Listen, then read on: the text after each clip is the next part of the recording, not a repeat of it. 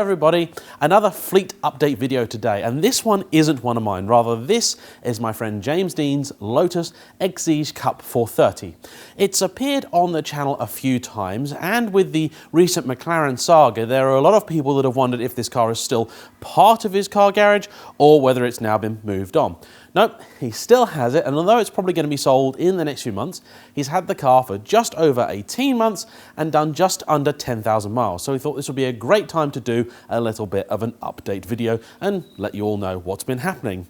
Well, unlike the McLaren debacle, I'm quite happy to say this is going to be a rather boring video. There were quite a few issues with the car in the first couple of months. There's a lot of toing and froing between Lotus themselves and the dealership and an independent specialist and all sorts of stuff. And there's a lot of stuff that happened that shouldn't have. But after about 3 months in, everything really sort of sorted itself out and the car has been pretty decent ever since. And the only thing which has been replaced is this carbon cover here, and I think possibly another piece of carbon on the car because the lacquer on it started to peel. That's very unusual for the more modern Lotus cars. They did have some issues with earlier stuff, Evolve 400s in particular, had some issues with some of their bits of carbon that were the bubbling, but they seem to have mostly sorted it out. So that does seem to be a bit of an anomaly. Lotus are very good, got on top of that very quickly, sorted it, and then since then, the car has behaved itself. It hasn't really been used or driven probably anywhere near as much as James would like to have done.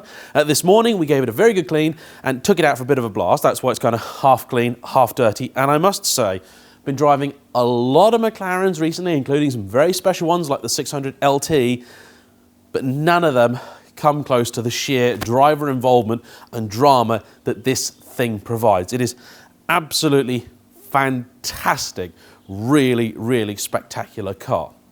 Like I say, it's going to be going up for sale in the next few months, but if you're interested in a car like this, please do drop us a line if you're interested in buying it, because we might be able to sort something out for you rather than sending it off to a dealer who's no doubt then going to ask for a hefty markup. But it's a hell of a thing. It makes everybody involved smile. It's a wonderful car, and I can't imagine that these are going to be around for that much longer.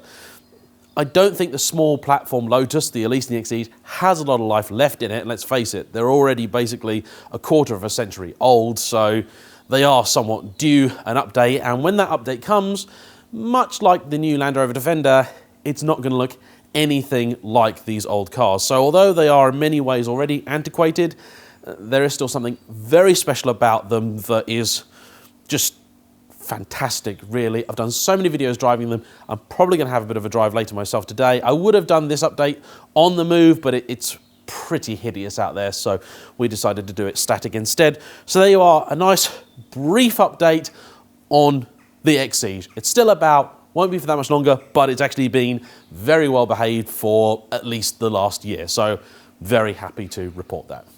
Thanks for watching, everyone. Bye-bye.